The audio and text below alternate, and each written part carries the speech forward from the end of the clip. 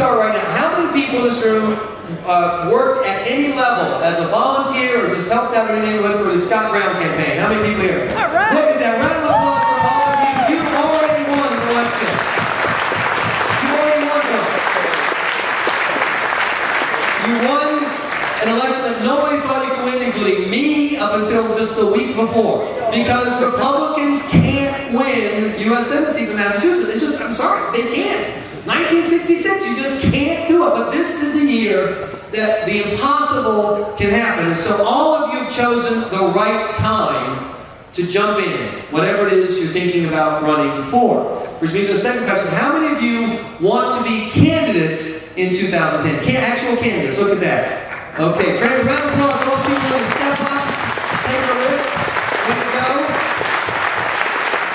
And how many of you want to help these candidates bring real change to Massachusetts? Yes, an army of people. Here's the first thing I want to say.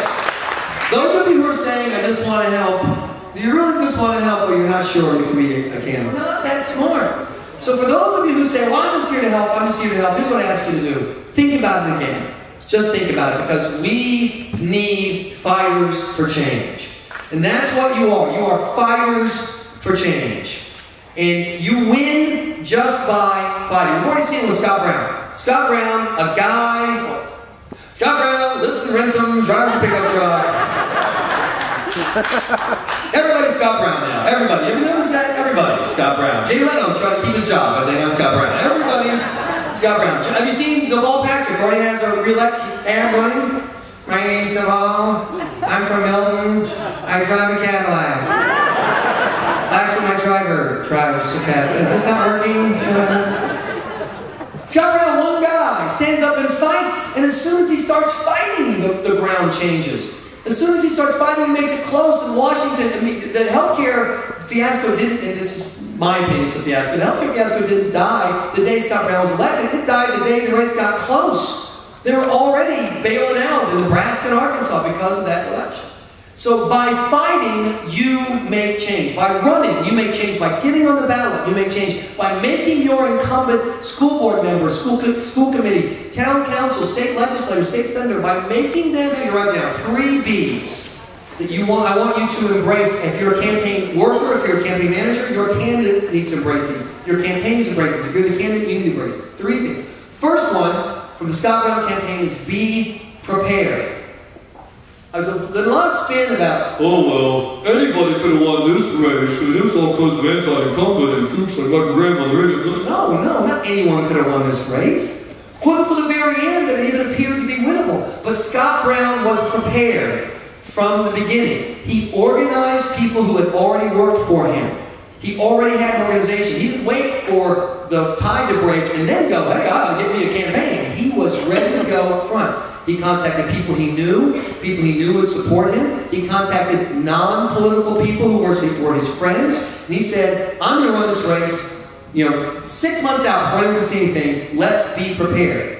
He had fundraising folks that he had already contacted so that when they got excited, there was already a pipeline for the money to come through. He was ready to ride. He was building the boat that would ride that wave long before anybody saw the wave. So step one is be prepared. Don't think that, well, people, the legislature's going to do something stupid. They're going to be so mad in October, they're just going to elect me. Not if you don't have an organization ready to go. Be prepared. The second thing is be smart. And I want to be encouraging, but I used to run campaigns, and I got to put on my "you're paying me to be honest" hat, even though this is free. One of my biggest challenges with candidates, and in particular with first-time candidates, and I love you all, I do, but they think that talking about a campaign is a campaign. It's not. A campaign is going up to people and asking for votes. That is a campaign. That's the whole campaign. And Holly's going to show you the different ways you do that. You do it through the media and locally and phones. But the whole campaign is, hi, I'm Michael Graham. I'm running for whatever, and I need you to help me. Will you help me? And I work with these candidates. They go, I had a great campaign today. I called into 3 talk radio shows, posted 7 letters to the editor, and watched a lot of news. How many of those are votes? Excuse me? How many people did you ask for? Well, I was on it. I I wish I could tell you that Michael Graham and J7 and whatever, that we can declare people winners. We didn't win this election. I love that we're getting the credit. If you want to give it to me, I'd be glad to take it. You won this election. Those of you who held up your hands earlier, who went out and asked people for their votes for Scott Brown. Look, talking about the issues, I'm glad that helped. And was Scott Brown the better candidate? Absolutely. Did I have a lot of fun mocking Martha Coakley? Republican Scott Brown. Known station worshiper. Yeah, I had fun with that. That did not turn up. That did not get people into a polling place. That is not a campaign. A campaign is you asking people for their support, their votes and their money. That's it. And if you're running and you're not doing that, if you're doing something else, and I know you're paying your bills and having your family stuff, but when it's campaign time, if you're doing anything else, if you're, I'm blogging with my cool blogging friends. No, that's for losers like me to blog with their cool blogging friends. You need to be asking people to help you. That is a campaign. So be prepared and be smart.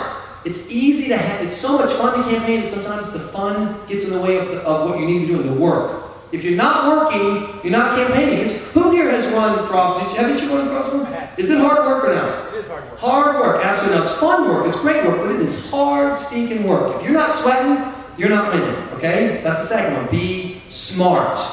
The third one, and this is the key for the Scott Brown campaign, I believe, and he's the best example of this I can recall seeing in a long time, is be happy. There's some press folks that are here. There's some national, I know BigGovernment.com, Andrew Breitbart's folks are here, and I'm hoping that finally the local dopey media has figured out what's going on. They're going to be here. They want to say that the people in this room are a bunch of angry haters, that you're against something. David Brooks, what the New York Times calls a conservative, in reality land, he'd be a socialist, whatever. Anyway, he said, these folks are rising up, these rabble, they're just the party of against. They're just against everything. And I don't think he could be any more wrong. Was Scott Brown against stuff? Scott Brown wasn't against healthcare just to be against healthcare. He was against healthcare because he was for some ideas. Some ideas like individuals being in charge of their own healthcare.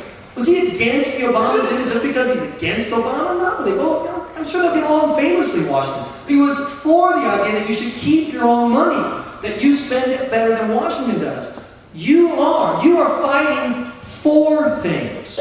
You're fighting for freedom, for individual responsibility, for individual accountability, for the notion that people died for in 1776 right here, that the government should belong to you, that civics class concept of the consent of the governed, that this is your government. You're fighting for all those positive, affirmative things.